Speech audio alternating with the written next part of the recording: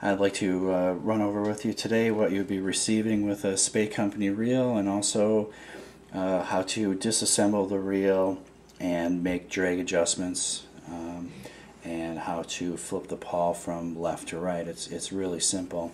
First thing I want to cover is the bag that comes with. It's a nice muslin bag. I also send along a silicone reel cloth. There's some great directions in the back. You know, basically wipe your reel down with it, but don't store this wrapped around the reel because it just makes a vapor barrier. I also sent along some of my grease. It's impregnated with vapor corrosion inhibitors, and basically it sends out a gas that surrounds all metal pieces in like an invisible film, and moisture floats up and off the surface and it stops things from corroding. It actually works very good. I've been using it for several years and it's worked in all types of reels and my own. Also from the same company, I got these little foam applicators. These last for 2 months out of the storage bag, and they have a shelf life of 2 years. I just kind of keep one on the other side. It basically sends out another protective film on the outside as well as working along with the grease from the inside.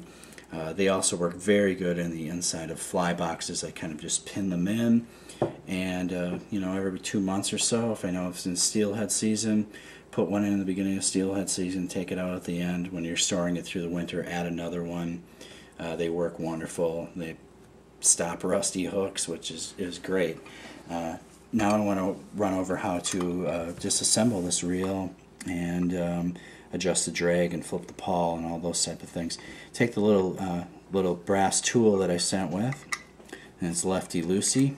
Basically just get that screw started, and it pops out on that little spring so it won't fall out and lose it somewhere. Now the spool just slides straight off, and now at this point you can kind of you know, swap out different lines if you want to, or you know, this is what you're going to need to do to get in the inside of the reel, to service the reel, to make the drag adjustments. This little plastic washer basically holds that faceplate in also, and it's nice because it basically keeps the whole assembly together until you want to take it apart. The faceplate won't go falling off in the river or something. You basically push down on the stainless steel shaft and remove this gray retaining washer. Pop out the faceplate. Now you can get into the actual workings of the reel for re-greasing, adjusting the drag, and the pawl.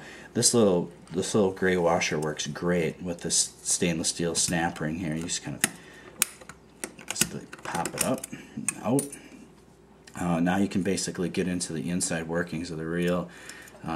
This bar is nickel titanium, and these are basically just backer wires, and they're in 3 different diameters. I usually start with the mid wire and kind of work from there. I mean, if the drag's a little bit too strong at that point, you can always turn it down a little bit, and if you feel like you need maybe a little bit more, set it up this way. It's kind of a personal preference of how you like the reel to check. Now this pawl, basically right now I have it set up for right hand retrieve, so if you'd want to change it over to left hand retrieve, it's as simple as sliding out through the slot and sliding it back in on the post.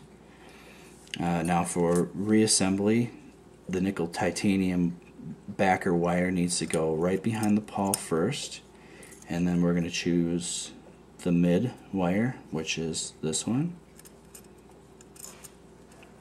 The other 2 spare wires, put them on this other slot on the other side. Pop the stainless steel snap ring back in place. The only thing you really have to worry about at this point is just making sure this little gap isn't over the top of where the slots work, because otherwise everything will come popping out on you. But basically I just put it off to the side. Now the faceplate's ready to go back in. You slide it back in through the hole.